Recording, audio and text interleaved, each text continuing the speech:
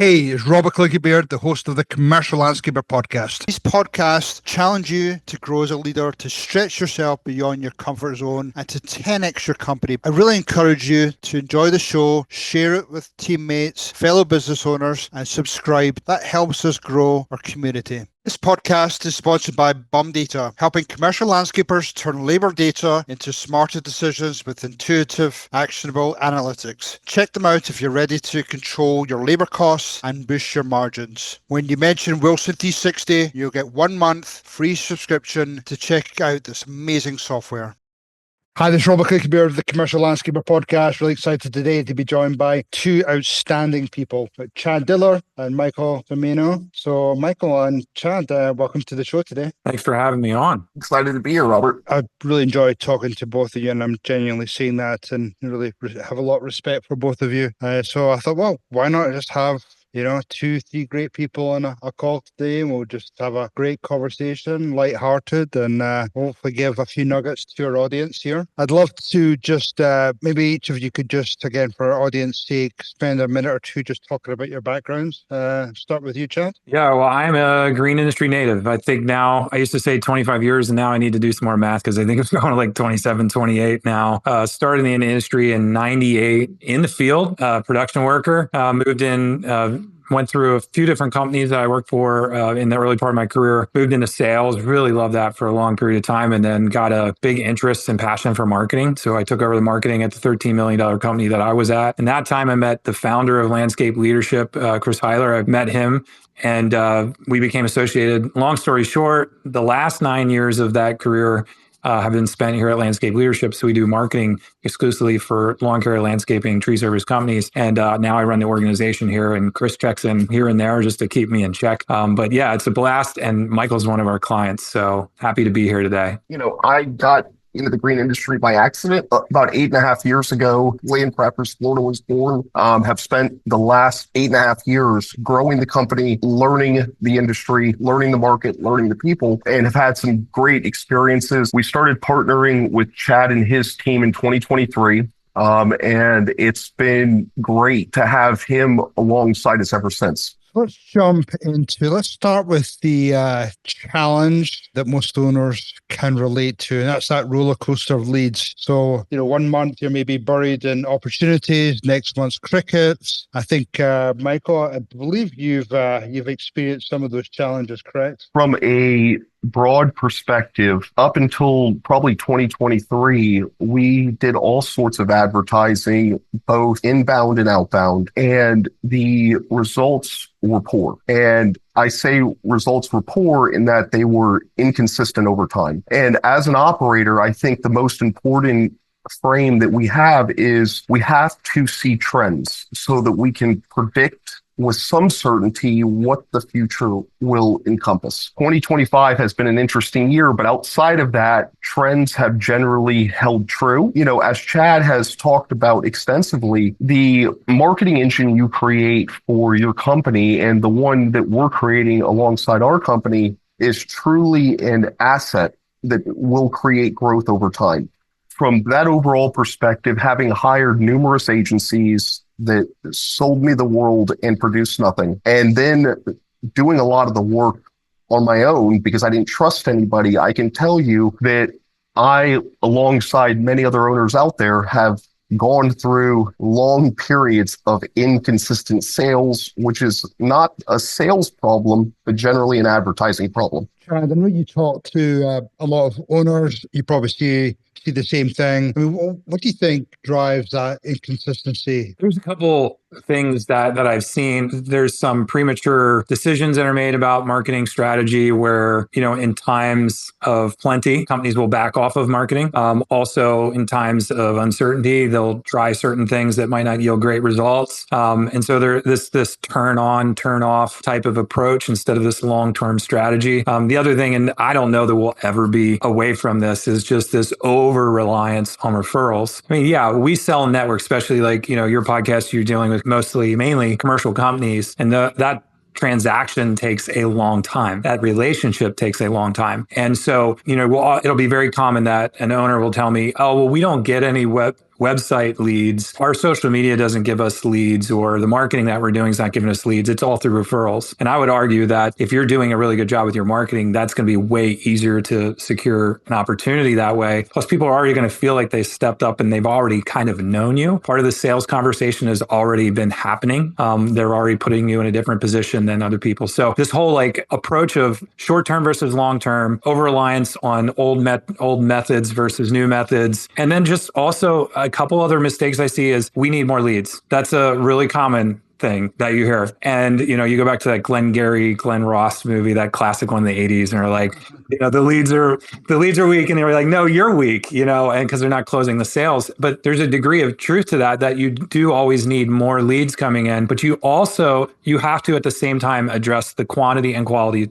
problem. One of the ways that you can address the quality problem and one of the ways you can improve your closing percentages is by doing a better job on the marketing front, truly standing out among your competitors and providing a lot of value through the sales process versus just feeling like your only value is to walk the property and give a proposal. So I think all that, if you can adjust your thinking on those different areas, you're going to start seeing a more stable flow of leads, and you can get to the point where we all love to be, is where you're starting to pick and choose which ones you want to follow up with.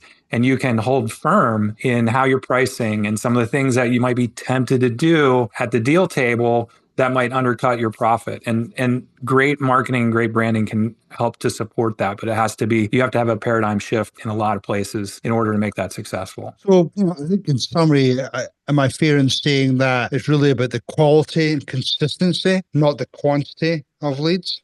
Yeah. So really it gives that control back to the owners. Is that fair? Yeah, that would be fair. Let's dig into the right partnerships, with a marketing firm. I see, a lot of companies have different solutions. Either they've got an internal team, they maybe have an outside agency to work with. I'd love to just hear your perspective about, what does that real great partnership look like? The treating up, is it like a true vendor? Is it more, partnership together, hand in hand type approach? What do you think, Chad? However you want to divide your marketing strategy and execution up, I've found it most useful to kind of look at things in three sectors. You have strategy, you have creative, and you have implementation. So the higher level, which will be the ones I mentioned first, that's really where you're going to need a specialist. You're going to need to have somebody with a lot of experience and a lot of knowledge about strategy to stand out in this over commoditized industry. You're going to have somebody that's truly unique and knows how to do things from a creative standpoint to help you look different. But when it starts getting down to the implementation parts of it, then there are the things that those people do, like an agency. There are things that people inside a company will do. There are some things that I would say are not really high risk, that are a lot of things that need to be sent back and forth, coordination, involving the right people for feedback on various initiatives you have going on. So within the agency, all three of those things are happening. Within a contractor's business, you have, maybe like Michael, we talk about strategy. We don't really talk about high level creative. He just kind of says, I don't know, it's not kind of me. And Michael, you can correct me if I'm wrong. What do you got? Yeah, what do you got? When it comes to implementation, he has people that he's delegated certain tasks to and has given them a pretty good level of autonomy to make decisions that he trusts them to make wise decisions. And so there's a lot of this back and forth collaboration that goes on. And so it's not a matter of like, let's do it in-house or let's have an agency. And it's not even a matter of like, let's try to do as much in-house as possible and only use the agency like our little puppet each time we want to do something because we know so much about strategy or we have better creative ideas. So it's a matter of like having that true mutual respect and being able to leverage everybody's strengths together, each day, each month as you go. How about from your perspective, Michael? I mean, what does that look like in real life? And that's the day-to-day. How does that partnership work? As I alluded to earlier, we've had a few agencies over the past, but from my experience with Chad and his team, he has it structured like a regular commercial operation would. You have it in account manager, and then you have a specialist or a few specialists that work under them, alongside them, to create the outcomes you're asking for. What's interesting is, I would say what makes a good marketing partner, at least, is somebody that understands the industry, understands the client avatars, and understands, how we channel our efforts towards them and how that client ends up purchasing your product. As we talked about earlier, from the commercial contract side, it takes time. And a lot of that is trust related. So when people say referrals, the reason why, for years, contractors, including us, rely on them is because those people trust us. So the goal, of the partnership that we have with Chad and his team is to use the account manager to channel, here's our priorities in 2025 or 2026, whatever it may be. Help us accomplish priority 1, 2, 3. And then over time, if the priorities change, we are in constant communication throughout the year. And I can tell you throughout 2025, priorities have changed. Over time, it happens, and so I think having a partner that understands and shows up each month, each week, each year, I think is essential. And then, more importantly, that understands the industry and understands why referrals happen. And it's usually, if not always, off of trust. So when we create content, when we create these assets, trust and the creation of it or the improvement of it needs to be the main objective. And so if you're outside of the industry, from my experience, at least, a lot of people don't understand that. Now, you made some interesting points here. It actually brought me back. I was back in Phoenix last week, and I've got some good friends who have different marketing agencies, but they do marketing agencies for a wide spectrum of clients, from tourism to manufacturing to service industries. And I always thought that would be pretty tough to understand trends amongst those different industries, whereas I think just dealing with an agency that really specializes in something like landscaping would be really beneficial. Yeah. Especially when they're able to quickly identify things that are affecting the market, recession, or just general people's mindset, give that information to their clients, and also getting feedback from locally from that client as well, what's happening on the ground. So, and that comes back to that partnership, that comes back to that trust. Everything's a trade-off. And I'm not, we probably should have prefaced this, because I told Michael in prep for this, I was like, please don't, this is not a promotion for our agency. Tone down your level of enthusiasm just a little bit. Because if Michael, he's a very positive, appreciative person. So he's always promoting and recommending people. I would just say that I hope that this conversation is just a good tool for people as they start having conversations about who they're going to use for a marketing partner, to really ascribe some weight to different characteristics of your agency. And yeah, industry focus. I think it's a clear advantage. I know that when I started here about 9.5 years ago, there were only really a couple green industry focused marketing agencies. And now there's a lot. So that's definitely helpful. The other thing is practical real world experience. If they've actually done the work, sold the work, that can give them a little more weight to who you're choosing. But more importantly, and this is the part that Michael hit on, is this whole element of accountability and engagement and the point person, because there are agency models across all kinds of verticals beyond landscaping that don't have account managers and marketing agencies. That just make you send in support tickets, and they try to figure out who goes to. And then we all know this, from experiencing our clients, where you're trying to catch that person up and you're trying to give them the amount of perspective. So I think a really crucial point in when you hire a marketing partner is who, give me the name, is going to be my account manager, and tell me about their experience with you in the industry and some feedback that you've gotten. That is really crucial because, we have one of the account managers in our teams, Kyle, works with Michael and his team. Kyle knows Landcrafters really, really well. And he knows what's going on inside that. And he only has 7 accounts that he works with. So he knows these 7 accounts really, really intimately. And his involvement with them over multiple years goes really deep. And so if you're hiring a marketing agency beyond just the impressive portfolio, you have to ask some questions to figure out their personnel and their processes to really know how much they're going to be able to make an impact in your business. It's really important. And so, I would add there on Chad's point, and sorry, was not trying to create a promo for Chad and team. It happens. But, the broad perspective that I have is that success leaves clues. And so regardless of agency, you want to see a track record of working with companies alongside yourself, similar to yourself, comparable, so that you do not have to create the wheel over and over when you hire the agency. And so one thing that we looked for with our new partnership was, hey, have they helped others do what we're trying to do over time? And has that proven itself? itself. And for a number of agencies that don't specialize, you don't have that. And so I would rather have a partner showing me a path than me showing them the path. And overall, that's what I think Chad's point is there outside of accountability, which is super important. It's ensuring that there's a track record that makes sense there so that when you hire them, you can feel comfortable that there's a good probability that you're going to end up in the place you're trying to go. Let's take a minute to thank our sponsors. Urcher is a life brand born from grit, founded by Zach Strausser. The mission is clear: to raise $1 million for the trades by supporting vocational training across North America. Urcher makes tough, smart gear built for landscaping and snow professionals who work hard outside every day in all conditions. Their apparel puts safety first, helps crews look sharp, and honors the pride in their craft. Every purchase has purpose, fueling training programs and building a resilient workforce. Urcher isn't just workwear, it's a culture of respect, resilience, and results. When you contact Urcher, mention Wilson360 and Zach and his team will take well care of you.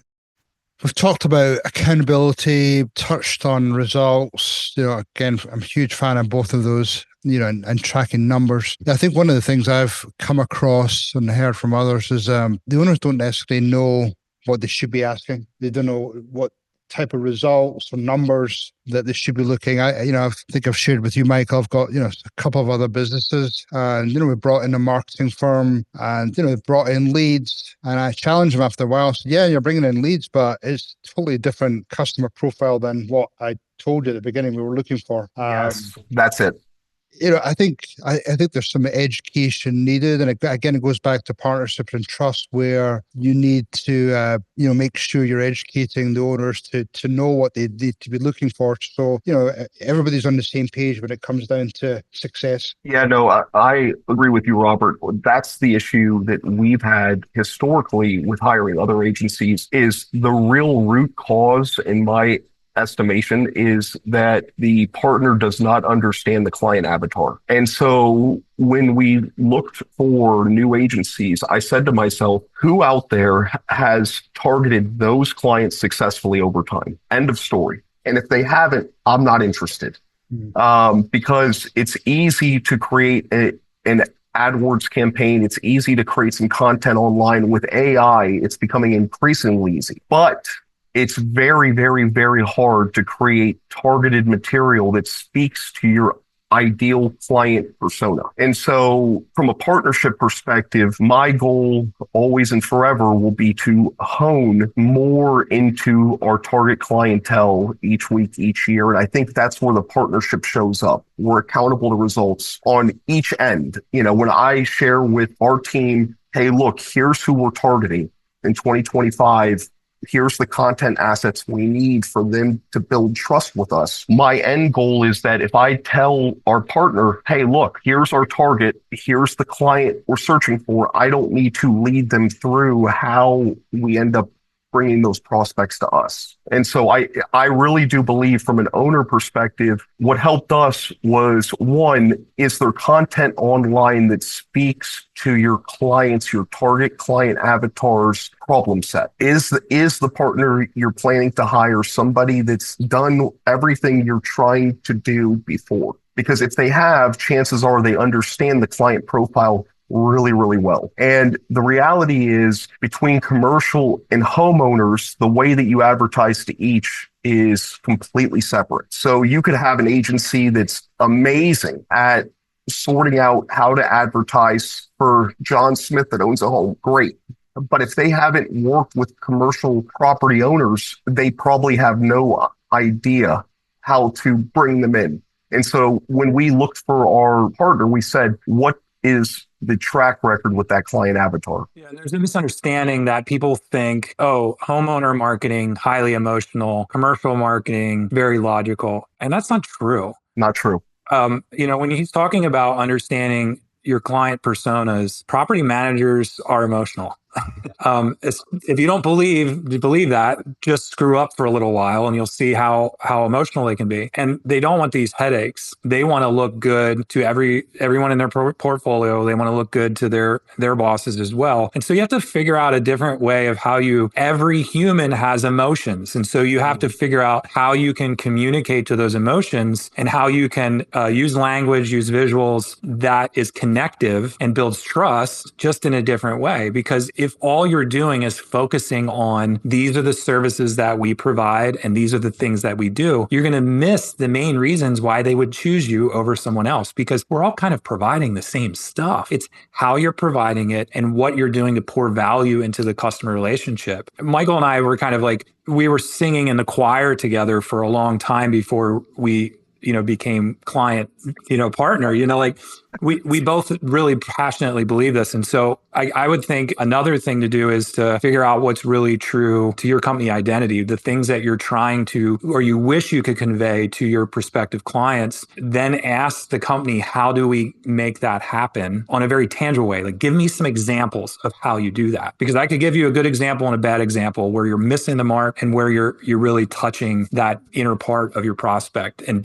starting to build trust. Empathy is huge. That's the biggest thing that you have to do. You have to show empathy for your customers' problems, no matter if they're Joe Smith or if they're Tammy Jones, who's a property manager of 20 properties. You have to do it. I want to circle back, Michael, to one of the things you said earlier. You talked about partnerships, and I'm a huge fan of partnerships, but I suppose what even sits better with me is that ownership of results, that shared ownership of results. Yes. And I think, I always remember, back when I had my landscape company, we would do a lot of strategic planning. And I can't remember, it was a mentor that advised me, said, hey, not only should you have your leadership team there, but, at some point, whether it's the same meeting or a different one, you should have your banker there, you should have your other advisors, maybe even your lawyer there. So all of you are on the same page in terms of your growth plans. But I think one of the seats at that table should be your marketing company. So if you're wanting to grow 20, 30% next year, marketing should be there with you to understand that, hear it first term, challenge you, and then you're all leaving that table aligned on coming up that strategy to hit those goals. What's your thoughts on that? I'll share with you guys, and I shouldn't talk too loud because I am in the office right now. But my two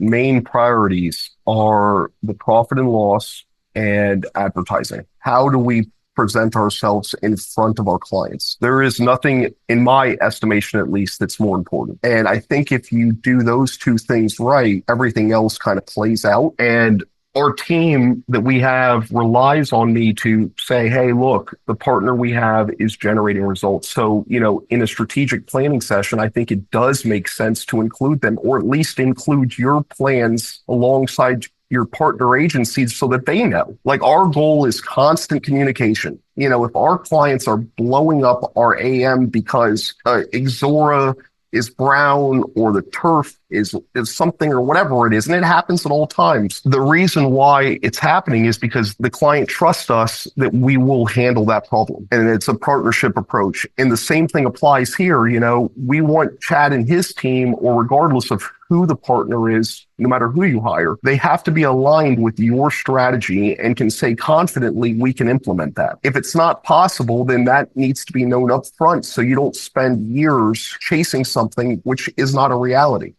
I think the other part of that too is having a partner that, we're all familiar with the term order takers. I think one of the things that I really appreciate and value about our client relationships is we don't pull punches. There are trade-offs. Like you talk about chasing things. Well, chasing multiple things, that definitely divides your attention, divides your results. And there have been many times with Michael and other clients where we say, okay, tell me what your growth goals are. Specifically, let's talk about departments, talk about clientele type, that sort of thing. And they might bring something up and we'd be like, are you sure you want to work with that vertical? Are you sure you want to use that, do that service?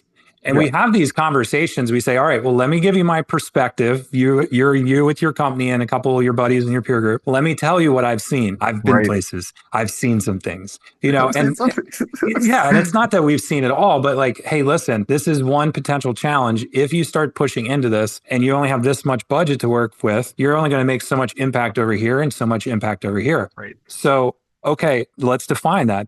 If you're going to push in over here, how much percentage of the attention do you want to give this? They might say, oh, well, this is just a little initiative that we want to start over here. And if you don't ask the right questions as their marketing partner, you might start putting all your eggs in that basket. And then all of a sudden, they don't have the staff to complete that work. They don't have the infrastructure. They haven't learned to price it properly. And now all of a sudden, they're getting all these leads. And that core group of business development that you were trying to get initially has been kind of sucked dry because you're pouring all your attention over here. So it's all about having those conversations and being able to kind of share that perspective and go back and forth and being courageous enough to have those types of conversations where. So we've talked about partnerships, talked about ownership, but let's move on to process. What does it take to sort of create that sort of predictable, steady growth instead of trying to chase trends or, just, coming from the back foot? Yeah. I mean, I think taking a long-term approach to things is important. Like you might want to know where the business wants to go in the next 3 to 5 years, but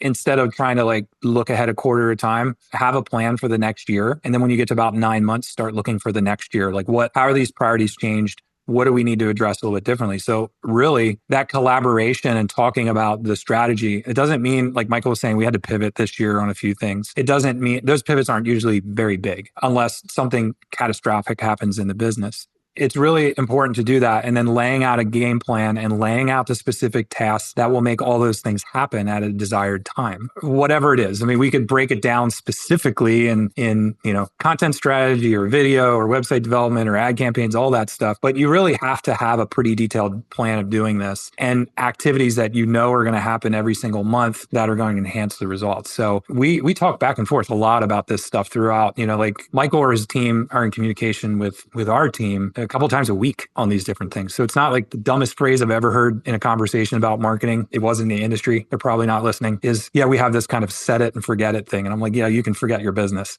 because that's just not going to work with marketing. You have to constantly pivot and change. So I really value that back and forth. And it's just transparent, very clear, detailed plans of how we're going to execute this stuff, what's going to happen, when it's going to happen. And then we ask Michael's team, they have to do certain things in this process. We can't do it all. So we're holding them accountable and it's back and forth. And that has seemed to work really well. Total off topic, but people talk about reviewing their team members and a lot of people maybe do annual reviews. And I said, why not think of a different approach? If you're getting to the end of the year and you're trying to do an annual review and somebody has majorly screwed up through the year, it's tough to then try and pull them back. Why not have consistent discussions with them, huddles with them throughout the year and make those minor tweaks? And you just said that, Chad, where if you're having conversations weekly or a couple of times a week, you can see where things are just slightly off and you're going back and tweaking slightly. So you're not seeing those big swings. And I really like that. Now, going to Michael, once Chad's team has created that structure, what are some of the things that you saw in your business? The most important outcome that I've seen and we've seen is a consistent trend. That's important because you can plan around it. It's not up and down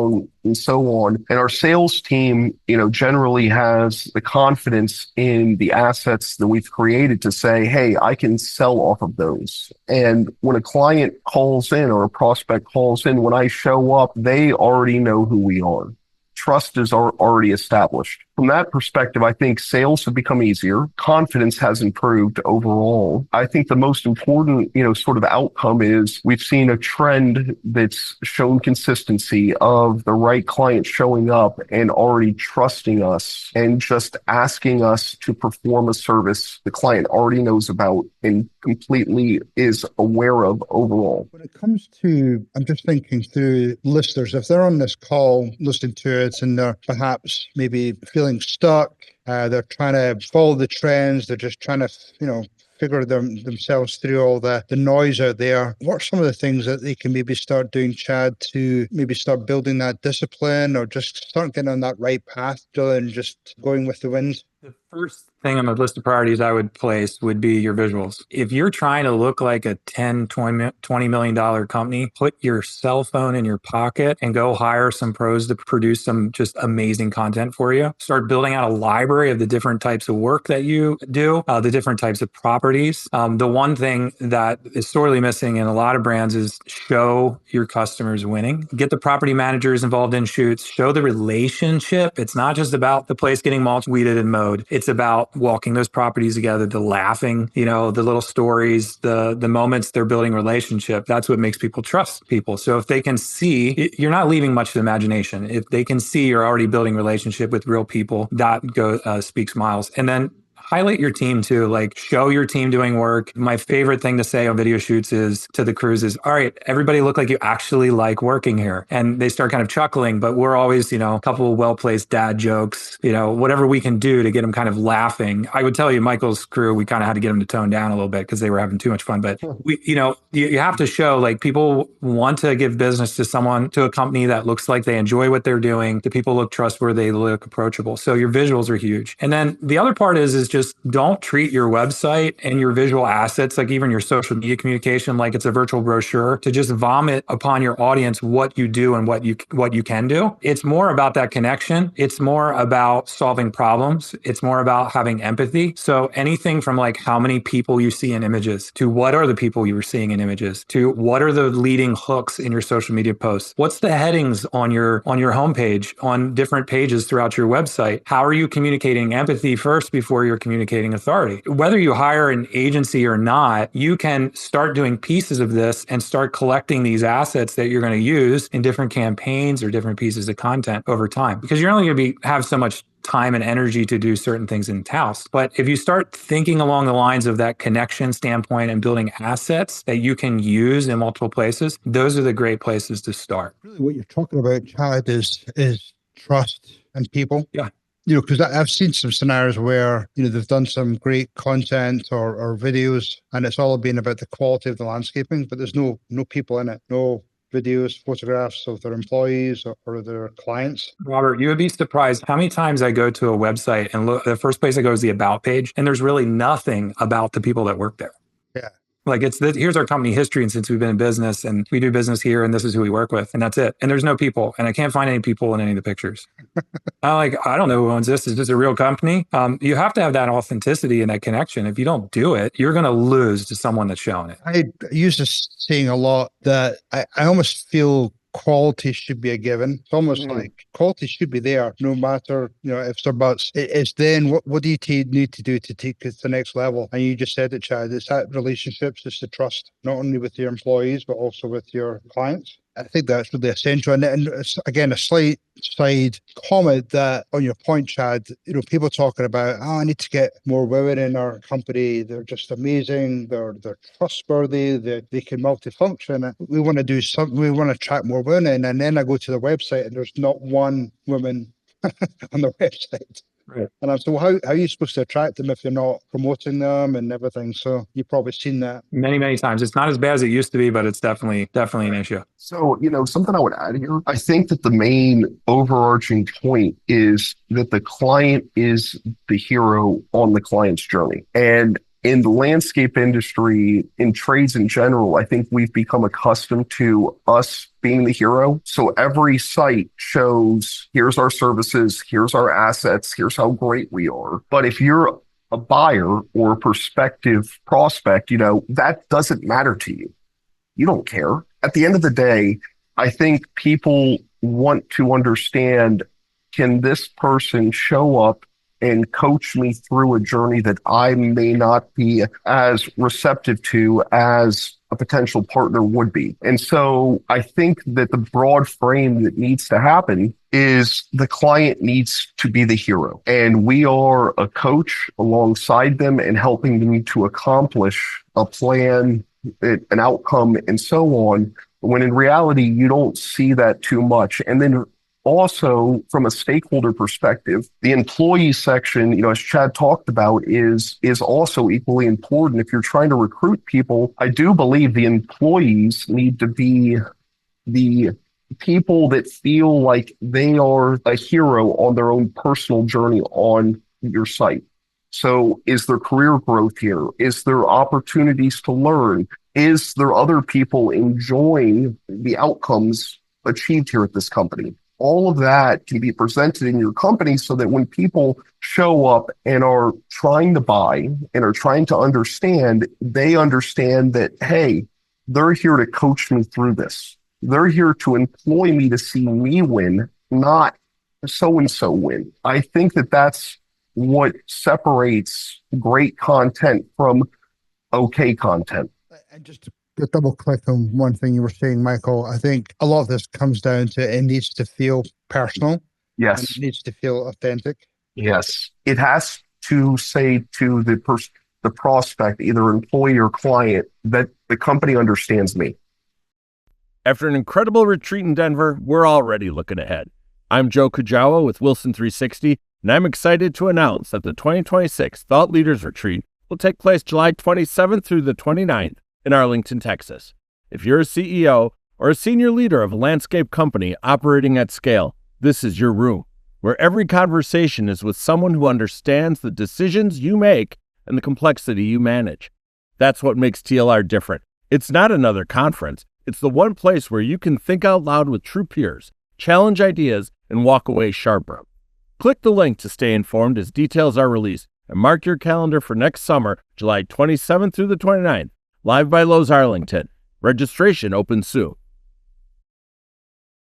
So let's switch up slightly. We've created some great content, some videos, photographs. How do we then connect the dots? How do you actually then utilize that content to start to generate some sales? One of the things I really appreciate, one of my favorite things of the last year, Michael told me after we did our first video shoot, we just finished the second one. And when we got done with that first one, Michael said, my people are so excited. They keep asking me when we're going to do that again. And it was really inspiring to me. I've done so many shoots before, but it was inspiring to me to see that and most of the people that were saying this were in the sales department. So what was really inspiring to me is the more that you can involve the sales team within your marketing, the more powerful it becomes and the more buy-in you get from everybody in the company. So these people are the ones that are in the videos. These are the ones that are featured in content. These are ones that are telling one side of the story of a client case study. But they can't believe that marketing is there, this nebulous thing that's floating out there that's supposed to just bring these opportunities in my lap. It's so interconnected. And so marketing is giving me something, but I have to give something back. And there are more ways to use the type of content that we've created than what we've seen so far. So one of the things that I love that Michael's company does is they don't just use marketing content for marketing content's sake. They're also using it in the sales process. So I'll give you an example. We write a big guide on HOA, choosing an HOA landscaping vendor. We've also created a printed form, like on a one-pager, that teases what's in this guide with the QR code. And when people scan it, they go right to that resource on the website. So someone's on the ground, maybe that prospect has never been on the website. They met this wonderful account manager and they're saying, here's an asset. This goes really into detail. Then on the website's helping the sales process, greasing the wheels a little bit to build that trust in that sales process. It's not just about those meetings with the salesperson. And so this integration of marketing and sales and how you're using these assets, like we've built out some automated sequences of emails that match the persona of the person that it's being sent to, that have helpful articles, not pimping our products, but helpful articles about big questions that property managers have. Anything from high-level decision, like choosing providers, to building their budget, working with a board, all those different things. We're trying to build that connection. And it's not just a marketing agency's job. It's not just sales job. It's everybody's job together. And so that's something I see a lot of companies really missing, because they're looking at the agency and they're saying, we're not having enough leads coming in. And you create this content, but what is it doing? But they're not doing anything else with it. And so it's a matter of just, get as much mileage as you can out of these assets you're spending so much money on and figure out new ways to use them. And the salespeople, Michael can speak to this, salespeople are using them and they're seeing value in that sales conversation. Michael, anything to add there? I have a lot to add, but I'm refraining from creating a Chad promo here. It was all your idea, Michael. Just say, this is what we did. Right. I'll tell you from my experience, at least, and I try to think about the human side of this and what a prospective buyer's actually doing in the sales process. A great example is, before we changed agencies, I spent thousands of hours reading blogs, like literally. I read the blogs, I read the websites, I saw other clients the agency has served, and the goal was to understand, hey, is that agency capable of handling our growth plan? And so from that perspective, why is all of that important? And how does that tie into sales? The first conversation that I had with Chad, I was already sold. He didn't have to sell me anything. I already knew everything about his product that he could ever talk to me about. And all of that was created through strategic content that spoke to me. My particular issues I was having, the pain that I had had over the years, hiring all these agencies. So from a landscape company perspective, most of the individuals we're targeting, you guys are absolutely right. They're human, they're educated, they're smart, and they are logical in a lot of ways. Part of the buying process is establishing trust that we talked about. So there's that education online, there's that education in person, and having that content that speaks to them and says, hey, look, you're okay here. We understand you have a problem, but we can fix it for you. And we will make you the hero in your journey. It seems to work. I actually told an owner last week, I said, the most impactful change that I think I've ever made in the company is having a resoundingly good blog. Because I can't tell you how many clients have told me I've read blog XYZ. I've read blog here, blog there. And some of the content honestly is old. It has to change over time. That happens. But knowing that these people that we have formed relationships with are using the content that we've produced to continue to establish trust and also learn is just exceptional. Yeah, and I can tell you too, like when it comes from a standpoint of like from any business standpoint, I can tell you Michael has been on our website 179 times and has looked at 606 pages on our website.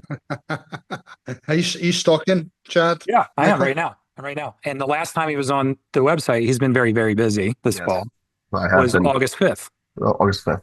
So, Michael, you have a couple articles to read. My point is this. So we talk about in the marketing world, there's a great book called The Four Conversations, and it's all about marketing agencies. But that first conversation in the sales process happens before you speak to somebody. And that's with your thought leadership. And that's with your content. Really good content has a conversation. What is it actually saying to your prospects? Is it saying we're all that in a bag of chips and this is what we do? Or are they actually speaking to the problems? Are they actually a thought leader in the space? Are they showing innovative solutions? Are they showcasing their clients winning? Those are the things that you can do with content over a long-term strategy. And then when you have these people, like I could go in here right now and say, all right, who's someone in my database right now that's been on the website recently that's pretty engaged with their content that I haven't talked to for a little while? Now that's the person versus the other 15,000 in here that I think I probably should reach out, or maybe I should stop by their property. Instead of trying to wait for opportunities to come to you, you can go start making those opportunities yourself. And then that person is more familiar with you. If you've never met in person, they feel like they already know you. I mean, I have this happen all the time at industry events. Like people come up and introduce myself and then someone's with me and I was like, I don't know who that was. But because I've made it familiar, because I'm putting myself out there to try to help people, they're already feeling that level of familiarity and trust. And landscape companies are no different than that. That's what they should be doing. Some of the disconnect that maybe some of the sales team, business development see, marketing, especially if they're outsourced, as more as a cost center. I think maybe because some people have moved to outside agencies, there's some silos there that perhaps the owner has not done a good job of sort of incorporating. Maybe they're the ones having the conversation in the marketing agency rather than being involved in perhaps management or leadership discussions. Yeah, absolutely. I mean, and this is a challenge for me too. I mean, like how many times throughout the year as an agency can we be involved in conversations with salespeople and let them know why we're doing certain things and what's coming, and not always put that onus on the owner or a VP of sales and marketing to communicate that. Like, how can we provide that information? How can we have that level of collaboration and feedback? But yeah, you're right. I mean, it's silos. We spent this much in marketing, and the salespeople often, the most common thing is, I have no idea what they're doing. I don't know what they're creating. I don't know what it is. And even if they do see it, they're like, oh, that's nice. We did a blog post. They're not reading it. They're not following their company on social media. They're not sharing any of their content. And there needs to be this collaboration. Like we're all part of the same team trying to accomplish the same thing. And so if you can learn to connect more of those pieces together and get those touch points more frequent, there's going to be more buy-in and there's going to be more results in the long run. I know we're getting close to wrapping up here. Maybe each of you could just mention how people can get in touch with you, and also maybe just even a parting comment as well, and then I'll wrap things up here. Michael and I are in a standoff trying to figure out who's going to go first. Michael first. I'll share with you guys the overall Landcrafters Florida blog, and we're on social and everything. I'm on there. Is the greatest way to interact alongside us and me. A parting thought for everybody on here, I really do believe that content marketing as an asset, and it creates an overall ATM machine that you can use over time. And I think it's client agnostic if it's created correctly. From my experience, at least, there is nothing more ROI positive from an ownership perspective than creating an asset which generates consistent prospects over time. Thank you, Michael. Chad? I would say just my point earlier of how can we learn how to get as much mileage out of your marketing assets as possible. So take one piece of content and try to figure out how we can reuse this as many places as possible, not just now, but into the future. So if you're writing a really good asset, like a blog article, that could easily become 4 different social media posts. It could also go into the sales cycle. It could also be a printed asset of something you're leaving behind. There's so much opportunity left on the table because people are thinking that one thing has one function and one temporary use. So if you can start looking at marketing and start to realize, like, this is something that I paid for that's parked in the shop, and how often am I going to get it out and use it to have benefit for us? That's how I like to think about these types of assets. So if you can change your thought patterns about that and you start really thinking of new uses, and then marketing may not seem like such an expense to you. It'll seem like a necessity that supports so many areas of your business and so many places within your marketing and sales process. So I took a few notes here, so I just want to read those off before we wrap things up. You do need a good framework for transforming that vendor relationships into partnerships. You need consistent, high quality demand. That just generally stabilizes the business. And then trust, visibility. I think also making things people centric, whether it be your employees, whether it be your clients. Just make it more personable. I think those are some of the key takeaways I took from our call today. But really enjoyed the conversation, guys. Great takeaways. Hopefully the listeners today will take some of the shares today back to their business. So Chad, Michael, always great to see you both. Thank you for joining me on the call today. Yeah. Thanks, Robert. Appreciate the opportunity. Thank you, guys. Cheers. Cheers. That's a wrap for today's episode of the Commercial Landscaper podcast. I hope you're walking away with some great nuggets that you can immediately apply to your business, whether you're in leadership, operations, or you just want to show up every day with that Ironman mindset. Remember, growth doesn't happen by accident. It happens with intentional moves, bold conversations, and surround yourself with the right people. If you found value today, subscribe, leave a review, or share this episode with others. And again, don't forget to check out wilson-360.com. We have digital courses from account management, operational excellence, leadership development, or some of the other coaching packages we offer. Anyway, huge shout out to our sponsors. Thank you very much. And I'll leave with this. Have a pure, dead, brilliant day.